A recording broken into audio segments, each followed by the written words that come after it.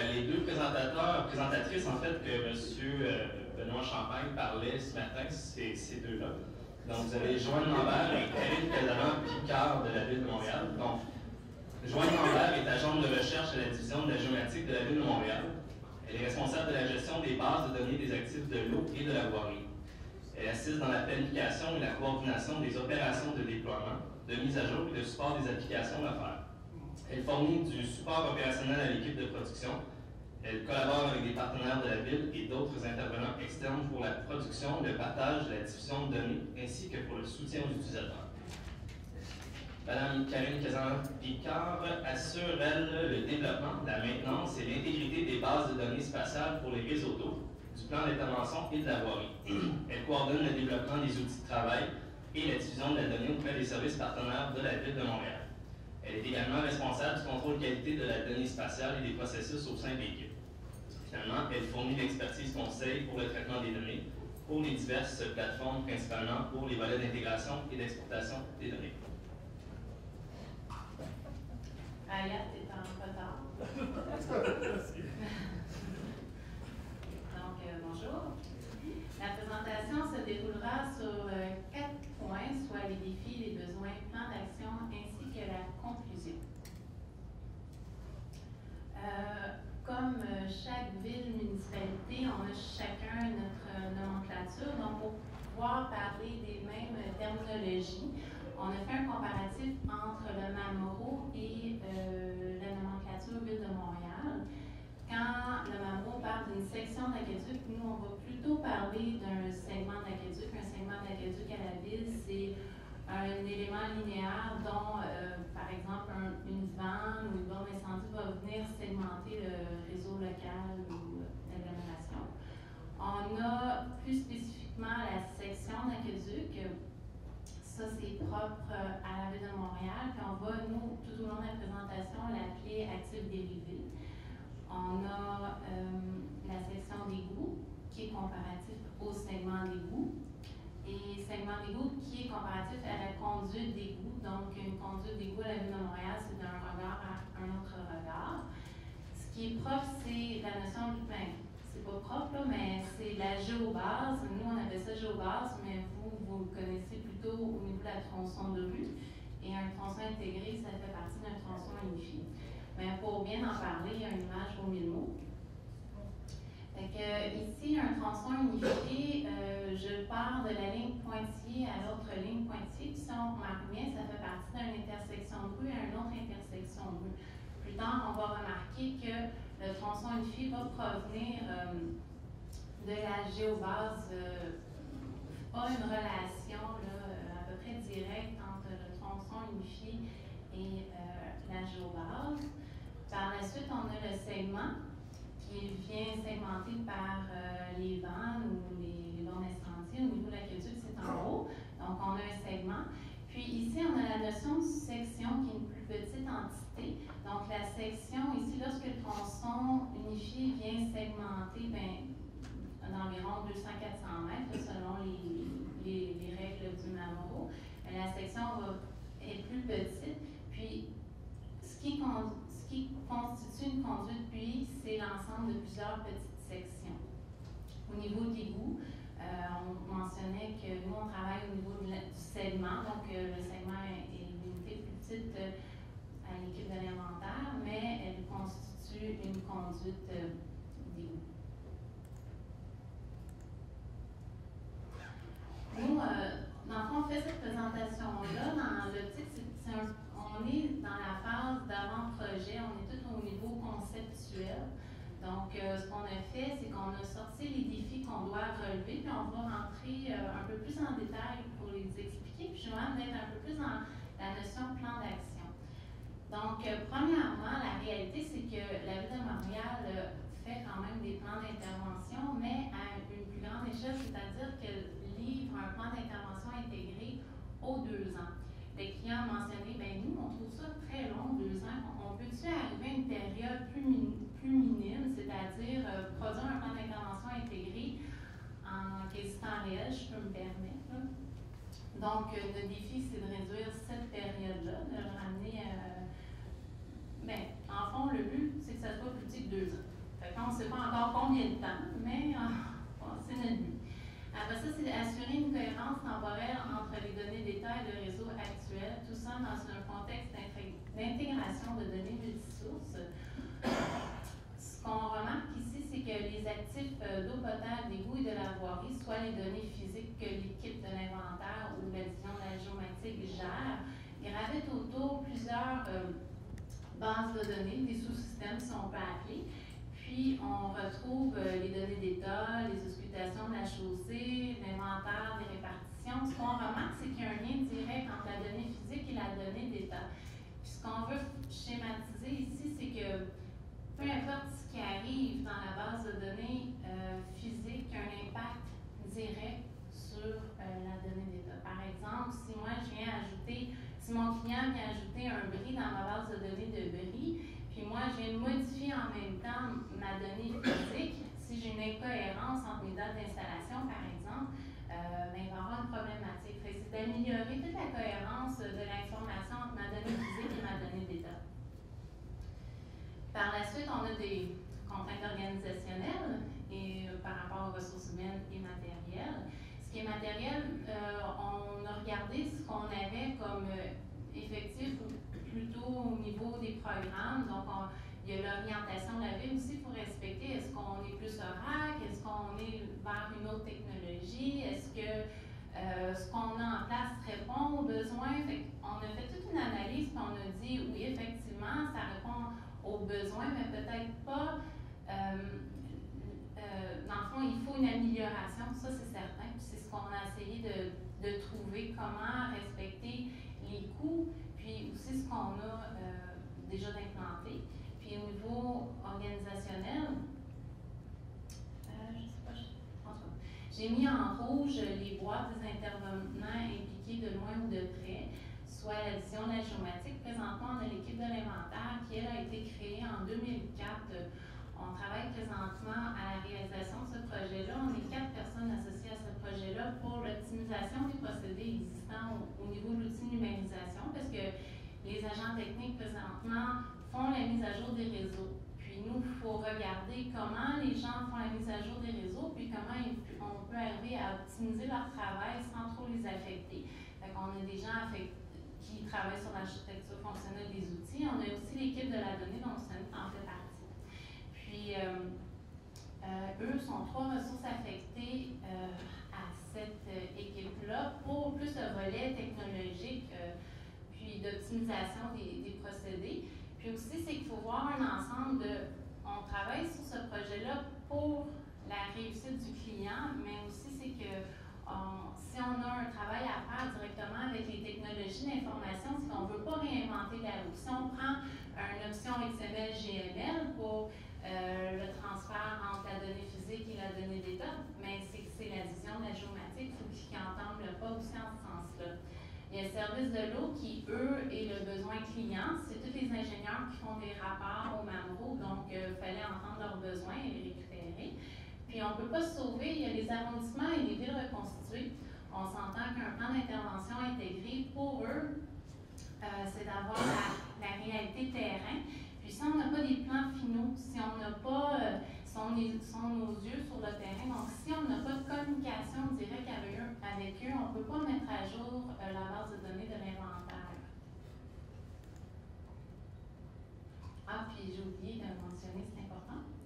On travaille également avec l'équipe de la voirie pour faire la mise à jour des polygones de voirie aussi.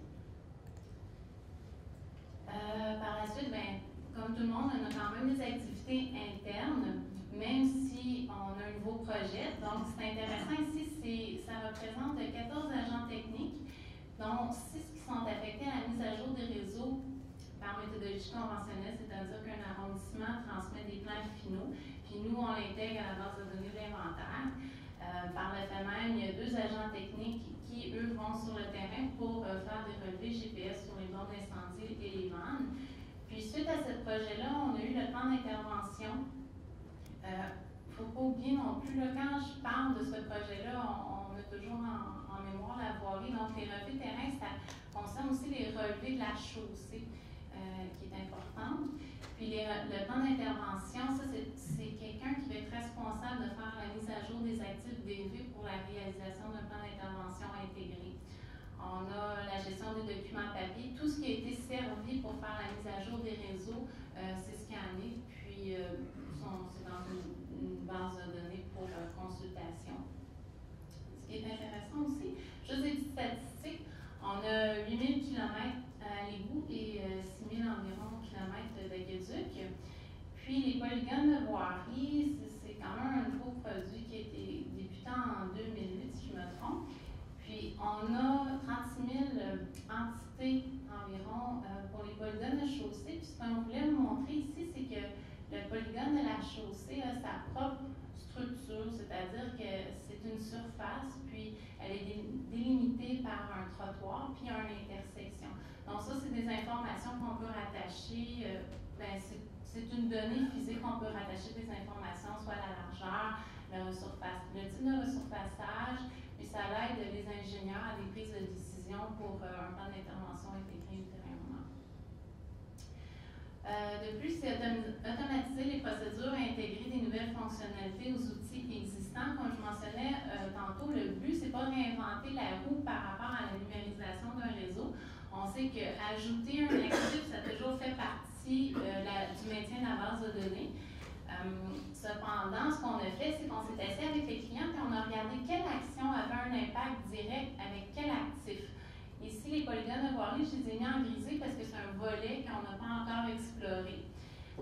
Mais si on se base sur une notion qu'on n'avait pas dans notre outil, c'était au niveau de la segmentation, l'agrégation plus spécifiquement, puis des corrections d'attributs.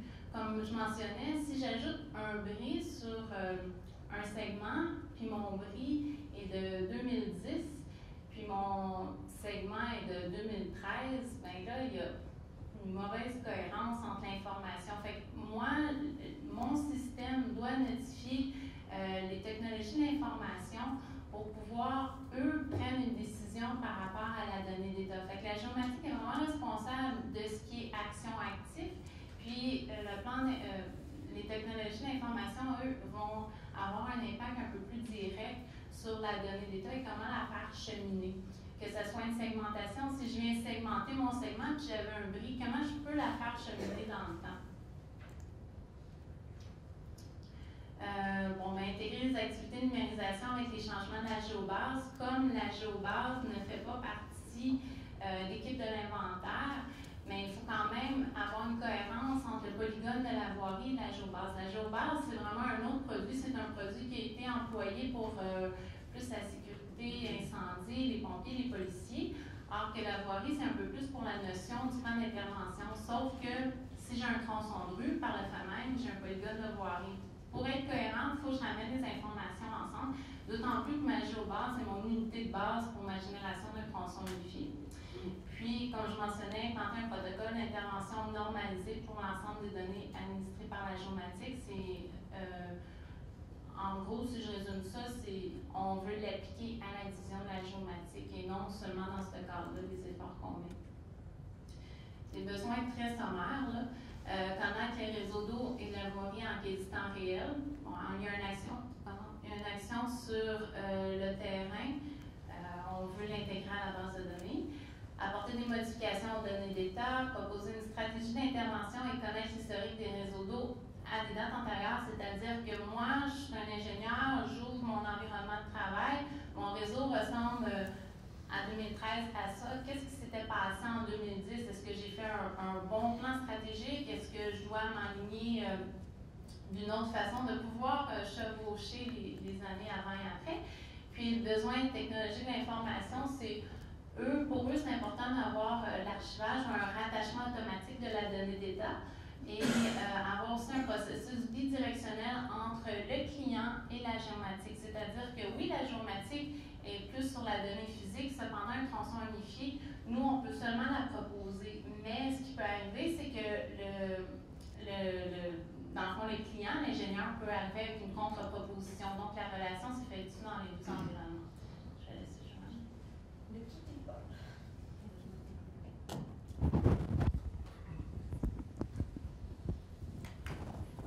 Donc,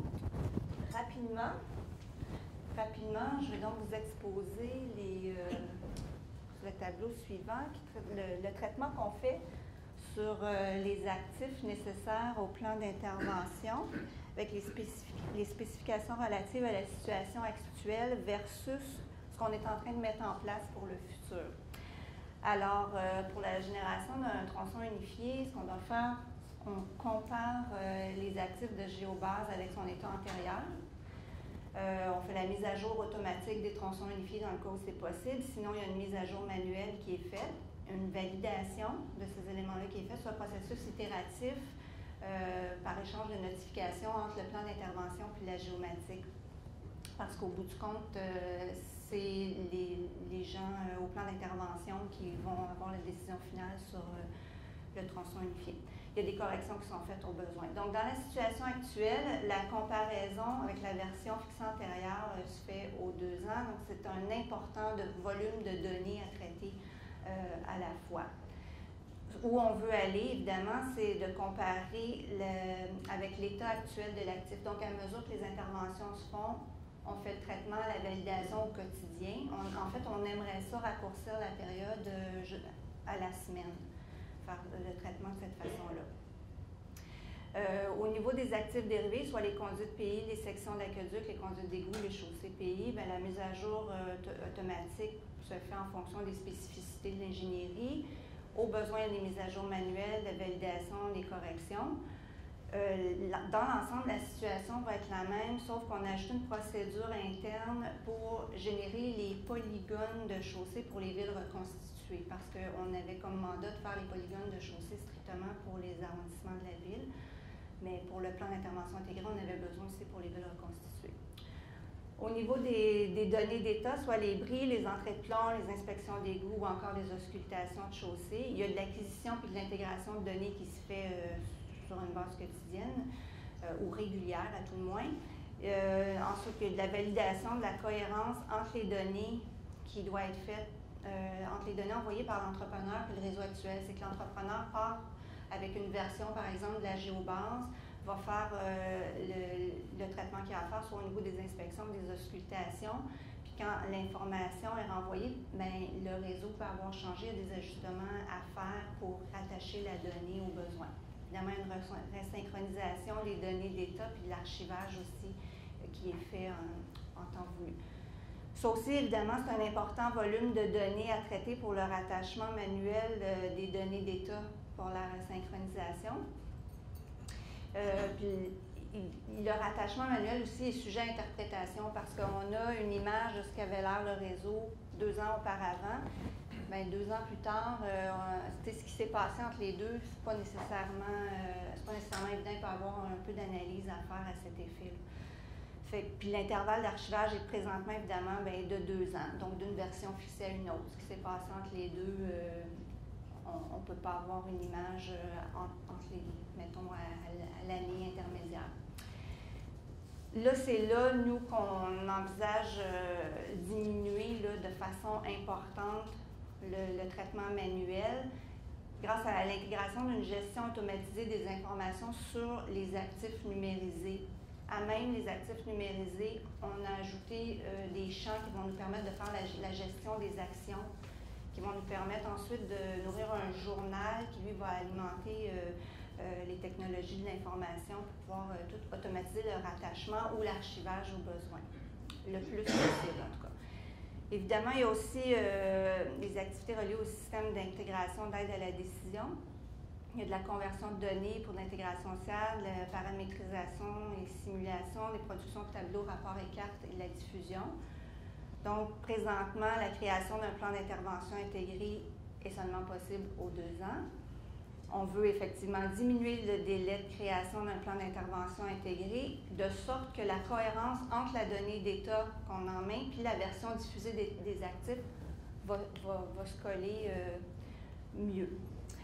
À travers ça aussi, il y avait des données qui étaient sur différentes plateformes, soit dans Access, dans Excel, sur Oracle, dans des bases de données MDB.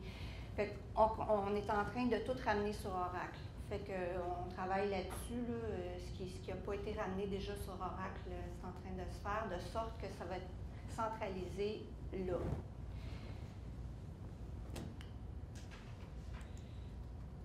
ça m'amène au plan d'action.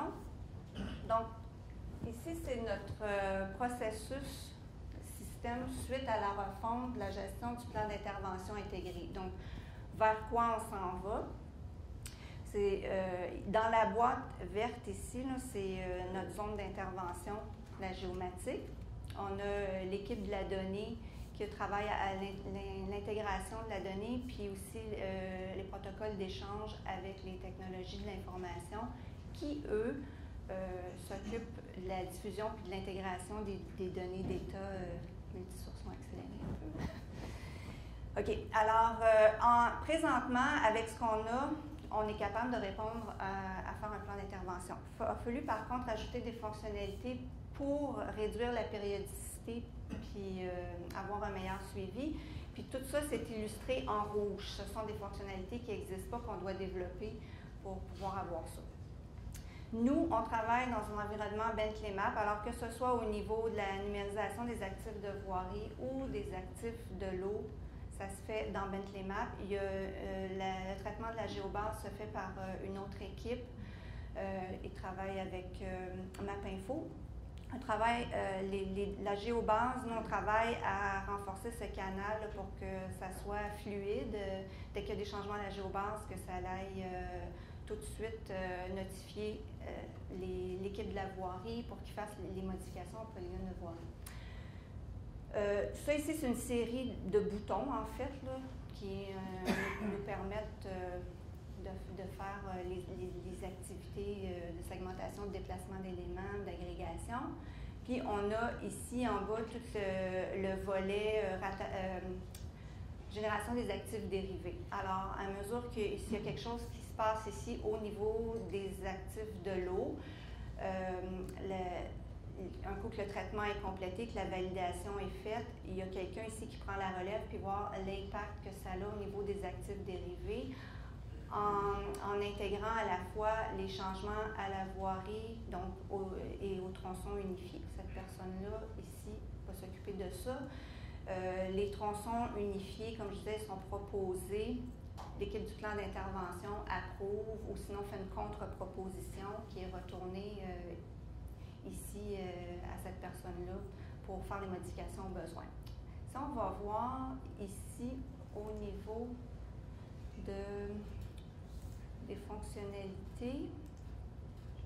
OK. Fait que là, on a tout ce sur quoi on est en train de travailler pour améliorer la traçabilité. Je vais montrer des petits exemples. Là, quand je dis on a ajouté des champs de gestion, on a ici, par exemple, on a une conduite d'aqueduc, un segment d'aqueduc, pardon. C'est une opération de segmentation au sein d'un segment. Alors là, on a nos actifs qui apparaissent ici. Les champs de gestion sont vides. Via les outils, on scinde le segment. Les actions sont inventoriées dans les champs GES Actions. Fait qu'ici, on a une insertion d'un élément ponctuel. On a scindé le segment numéro 1. Donc, la traçabilité est ici.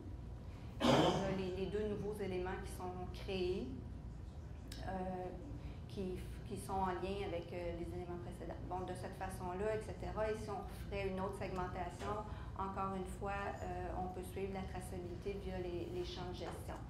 On a aussi, ce serait une autre activité d'un déplacement. Bien, on sait qu'on ne peut déplacer un élément au-delà d'une certaine tolérance. Par exemple, on serait allé faire un relevé terrain, puis le regard n'est pas exactement positionné où il avait été dessiné.